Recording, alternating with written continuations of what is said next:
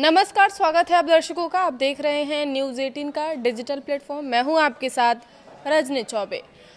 America और Iran के बीच शांति कराने की कोशिशें तेज हो गई हैं। कतर की टीम ईरान में बैठकर युद्ध खत्म कराने में लगी हुई है। वहीं पाकिस्तान की army chief field marshal Asim Munir भी ईरान पहुंच गए हैं। इस बीच संयुक्त अरब अमीरात यानी यूएई के राष्ट्रपति सलाहकार अनवर गर्गाश ने शुक्रवार को ये साफ कर दिया है कि अमेरिका ईरान समझौते के जो चांस है वो 50-50% है और अगर फिर जंग भड़की तो पूरा इलाका हिल जाएगा। उधर व्हाइट हाउस में डोनाल्ड ट्रंप ने अपने राष्ट्रीय सुरक्षा टीम के साथ बड़ी बैठक की, जिसमें बाद ये अटकलें और तेज हो गई हैं कि अमेरिका फिर से ईरान पर सैन्य हमला कर सकता है। रिपोर्ट्स के मुताबिक ट्रंप ने शुक्रवार सुबह अपने बड़े अधिकारियों के साथ ईरान जंग पर चर्चा की। बैठक में उपराष्ट्रपति JD Vance, Pete Hegseth, CIA director John Ratcliffe और दूसरे बड़े अधिकारी शामिल हुए। ट्रंप को बताया गया कि अगर बातचीत फेल हुई तो आगे क्या विकल्प होंगे। रिपोर्ट्स में कहा गया है कि ट्रंप पिछले कुछ दिनों से बातचीत की धीमी रफ्तार से काफ़ी नाराज है और अब फिर से बड़े सैन्य ऑपरेशन का विकल्प भी टेबल पर है।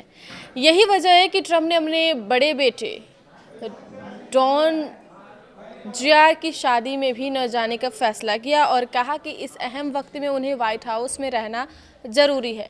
यूएई ने क्यों कहा कि 50-50 के चांस हैं समझौते के? तो प्राग में एक कॉन्फ्रेंस में यूएई के राष्ट्रपति सलाहकार अनवर गर्गाश ने कहा कि ईरान और अमेरिका के बीच डील के चांस अभी भी 50-50% हैं। उन्होंने कहा कि अगर होर्मुज जलडमरू मध्य में अस्थिरता बनी रही तो इसका असर सिर्फ खाड़ी नहीं बल्कि दुनिया के तेल और गैस बाजार पर पड़ेगा। गर्गाश ने यह साफ कहा है कि होर्मुज को राजनीतिक हथियार नहीं बनाना चाहिए, क्योंकि दुनिया के करीब 20% तेल और LNG सप्लाई इसी रास्ते से गुजरती है। आखिरी वक्त में मुनीर का तेहरान दौरा। जी हाँ, इसी बीच पाकिस्तान के सेना प्रमुख फील्ड मार्शल आसिम मुनीर भी तेहरान पहुंच गए हैं। रिपोर्ट्स के मुताबिक वह ईरान के बड़े सैन्य अधिकारियों से मुलाकात कर आखिरी वक्त में बातचीत का रास्ता निकालने की कोशिश करेंगे। कतर का भी एक प्रतिनिधिमंडल तेहरान पहुंचा है। अमेरिकी अधिकारियों ने बातचीत की मौजूदा हालात को एगोनिजिंग यानी बेहद मुश्किल बताया है। उन्होंने कहा है कि ड्राफ्ट रोज आ जा रहे हैं लेकिन कोई बड़ी सफलता अभी तक नहीं मिली है। अगले 24 घंटे अहम माने जा रहे हैं, क्योंकि ईरान ने भी कहा है कि बातचीत जारी है लेकिन अभी डील करीब नहीं है।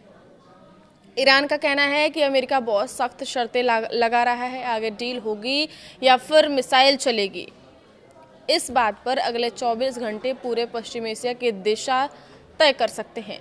इजरायल ने पूर्वी लेबनान में शुक्रवार देर रात 5 हवाई हमले किए हैं। रिपोर्ट्स के मुताबिक सीरिया सीमा के पास ब्रिजल कस्बे के बाहरी इलाके में नबी सरेद क्षेत्र को निशाना बनाया गया। ऐसा बताया जा रहा है कि 17 अप्रैल के सीजफायर के बाद यह इलाका अब तक हमलों से बचा हुआ था, लेकिन ताज़ा एयर स्ट्राइक के बाद फिर तनाव बढ़ गया है। इससे पहले इजरायल ने दक्षिणी लेबनान के 2 इलाकों को खाली कराने की चेतावनी भी जारी की थी। ईरान युद्ध को लेकर अमेरिका राष्ट्रपति डोनाल्ड ट्रंप पर घरेलू दबाव बढ़ता दिख रहा है। जी हाँ, ट्रंप लगातार कह रहे हैं कि यह युद्ध जल्द से जल्द खत्म हो जाएगा, लेकिन कूटनीतिक कोशिशों के बीच अभी किसी ठोस समझौते को लेकर तस्वीर साफ होती नहीं दिखाई दे रही है। विश्लेषकों का ऐसा कहना है कि ईरान लंबे समय से आर्थिक और सैन्य दबाव झेलने का आदी रहा है, जबकि ट्रंप प्रशासन पर अमेरिका में बढ़ती तेल कीमतों और आने वाले मिड टर्म चुनाव का दबाव ज़्यादा है।